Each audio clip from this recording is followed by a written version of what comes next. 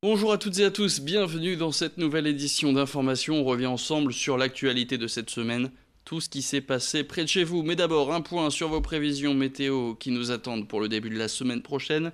Du soleil et des nuages. Après un week-end mitigé, le début de semaine sera marqué par une alternance de soleil et de nuages lui aussi. Les températures maintenant, ça va se réchauffer un peu dans le courant de la semaine. Ce lundi, il fera au maximum 22 degrés sur la région. Le thermomètre montera jusqu'à 25 degrés mardi et mercredi. Les derniers départs en vacances maintenant et la sécurité de votre domicile est primordiale si vous voulez avoir la tête complètement à votre lieu de villégiature et en votre absence, vous pouvez effectuer une démarche auprès du commissariat le plus proche. Une patrouille de police pourra alors passer devant chez vous tout au long de votre séjour afin de s'assurer que tout va bien. En plus de ce dispositif, les forces de l'ordre conseillent de laisser un jeu de clés à quelqu'un de confiance, ce qui permettra de montrer signe de vie dans la maison. Dans la région, les patrouilles se multiplient forcément en ces mois de juillet et d'août. Nicolas Lebrun a pu suivre l'une d'entre elles, reportage. Partir en vacances, l'esprit reposé, c'est possible avec l'opération Tranquillité Vacances. En cas de départ et pour éviter une éventuelle effraction, vous pouvez faire une demande auprès de n'importe quel commissariat en remplissant une fiche de renseignement. Une patrouille de police se charge alors de vérifier régulièrement votre domicile ou votre commerce en laissant un avis de passage. Un dispositif rassurant selon ce policier qui a préféré garder l'anonymat. On fait généralement le tour de l'habitation, on vérifie que tout est fermé, que la maison est en sécurité, qu'il n'y a rien d'anormal, que les fenêtres, portes sont fermées.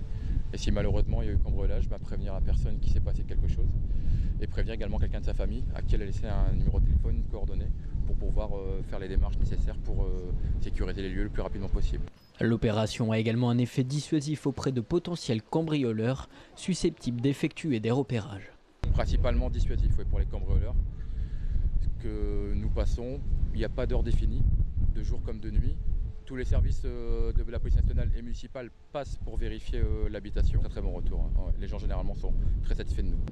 Le dispositif est désormais assuré tout au long de l'année.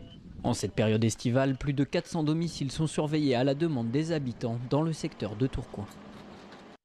Dans les Hauts-de-France, le tourisme a frisé l'excellence pendant le mois de juillet. La région a déjà tiré son premier bilan pour un exercice touristique cet été et les résultats sont au-delà des espérances. On s'attendait pourtant à un début d'été difficile avec les départs en vacances tardives pour les scolaires et même une Coupe du Monde qui était censée retarder les départs. Eh bien, ça ne s'est pas vérifié. Pour preuve, dans les Hauts-de-France, 71% des logements ont été occupés et même 78% sur le littoral, soit 30 points de mieux que l'an dernier. Bonne nouvelle donc pour les professionnels du tourisme de la région.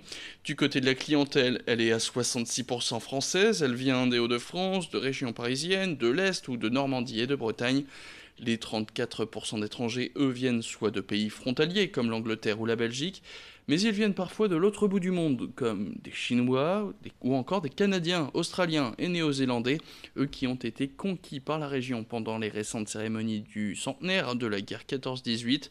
Pour parler de ces résultats, nous avions reçu sur ce plateau Frédéric Le Turc, le président du comité régional de tourisme pour les Hauts-de-France.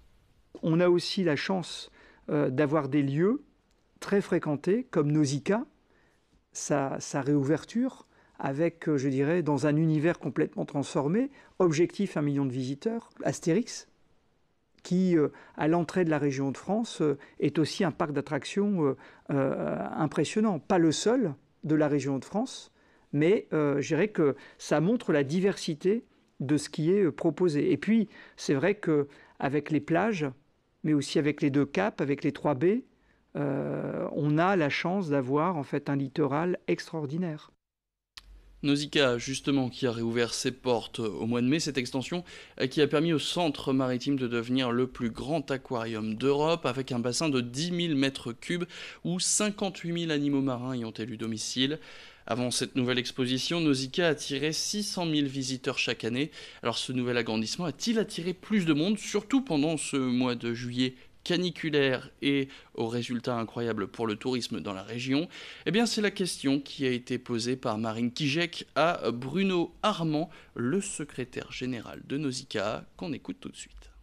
L'attractivité du centre a forcément augmenté de façon très significative avec l'ouverture de l'extension et le bassin des Hautes-Mers, qui est une attractivité extrêmement forte, une campagne de communication autour de toute cette thématique qui forcément était conséquente et qui porte ses fruits au mois de juillet. Donc on a réalisé 156 000 visiteurs au mois de juillet avec une progression de 75% par rapport à l'année passée.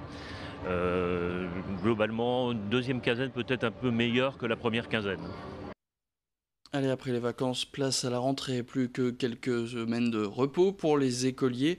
La prime de rentrée étant d'ailleurs tombée ce jeudi. Les étudiants, eux, ont un peu plus de temps. Mais pour eux, la rentrée sera plus compliquée que les précédentes, notamment avec l'arrivée de Parcoursup et cette autre réforme qui concerne cette fois les étudiants en psychologie. Elle implique que les sélections pour les Master 2, donc pour les 5e années, ne se fassent plus en 4e année, donc en première année de Master, mais en licence 3. Sauf que les diplômés de Master 1 de cette année se retrouvent dans un entre-deux. On ne leur a pas demandé de sélectionner leur Master pour l'année dernière. Beaucoup sont donc refusés, faute de place cette année. À Lille 3, des étudiants ne trouvent de place nulle part en France pour poursuivre leurs études. Sur Facebook, ces étudiants essayent de se faire entendre avec notamment plusieurs groupes, dont un appelé les oubliés de la réforme. L'une des administratrices du groupe envisage même d'envoyer une lettre au président de la République pour tenter de trouver une solution. Aubin Le Maire l'a rencontré.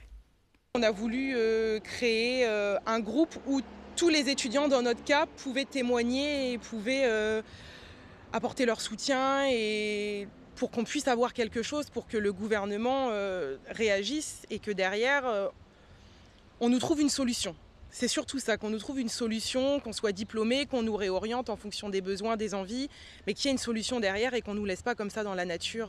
Les solutions, on n'en a pas beaucoup. Ils ont dit qu'ils allaient mettre en place l'ouverture de places en Master 2 l'année prochaine dans certaines villes. Le problème, c'est que c'est majoritairement en droit et qu'en psychologie, on les compte sur les doigts de la main et que les places vont être très chères. De ce que j'avais cru voir, c'est environ 5 places par université, donc c'est très peu. Donc malgré tout, certains auront peut-être la chance de continuer leur cursus et d'être diplômés, mais ça ne sera pas du tout la grande majorité. Et c'est la fin de cette édition. Merci à toutes et à tous de l'avoir suivi. Tout de suite, vous retrouvez vos rendez-vous habituels. Le retour de l'info, c'est dans le prochain quart d'heure. Très bon week-end dans notre compagnie.